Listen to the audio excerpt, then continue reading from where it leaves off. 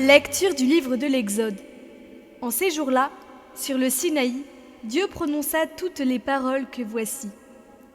Je suis le Seigneur ton Dieu, qui t'ai fait sortir du pays d'Égypte, de la maison d'esclavage. Tu n'auras pas d'autre Dieu en face de moi.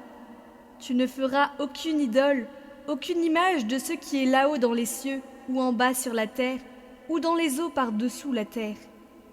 Tu ne te prosterneras pas devant ces dieux pour leur rendre un culte, car moi, le Seigneur ton Dieu, je suis un Dieu jaloux. Chez ceux qui me haïssent, je punis la faute des pères sur les fils jusqu'à la 3e et la 4e génération. Mais ceux qui m'aiment et observent mes commandements, je leur montre ma fidélité jusqu'à la 1000e génération.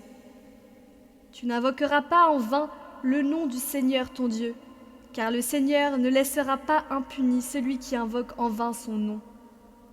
Souviens-toi du jour de sabbat pour le sanctifier. Pendant 6 jours tu travailleras et tu feras tout ton ouvrage. Mais le 7e jour est le jour du repos, sabbat en l'honneur du Seigneur ton Dieu. Tu ne feras aucun ouvrage, ni toi, ni ton fils, ni ta fille, ni ton serviteur, ni ta servante, ni tes bêtes, ni l'immigré qui est dans ta ville. Car en 6 jours le Seigneur a fait le ciel, la terre, la mer et tout ce qu'ils contiennent, mais il s'est reposé le 7e jour.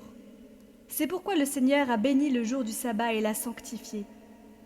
Honore ton père et ta mère, afin d'avoir une longue vie sur la terre que te donne le Seigneur ton Dieu. Tu ne commettras pas de meurtre, tu ne commettras pas d'adultère, tu ne commettras pas de vol, tu ne porteras pas de faux témoignages contre ton prochain, tu ne convoiteras pas la maison de ton prochain, tu ne convoiteras pas la femme de ton prochain, ni son serviteur, ni sa servante, ni son bœuf, ni son âne, rien de ce qui lui appartient.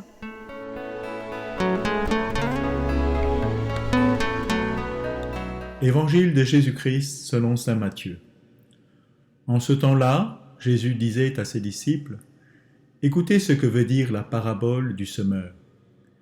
Quand quelqu'un entend la parole du royaume sans la comprendre, le mauvais survient et s'empare de ce qui est semé dans son cœur. Celui-là, c'est le terrain ensemencé au bord du chemin. Celui qui a reçu la semence sur un sol pierreux, c'est celui qui entend la parole et la reçoit aussitôt avec joie. Mais il n'a pas de racine en lui. Il est l'homme d'un moment. Quand vient la détresse ou la persécution à cause de la parole, il trébuche aussitôt. Celui qui a reçu la semence dans les ronces, c'est celui qui entend la parole, mais le souci du monde et la séduction de la richesse étouffent la parole, qui ne donne pas de fruits. Celui qui a reçu la semence dans la bonne terre, c'est celui qui entend la parole et la comprend. Il porte du fruit à raison de 100 ou 60 ou 30 pour 1.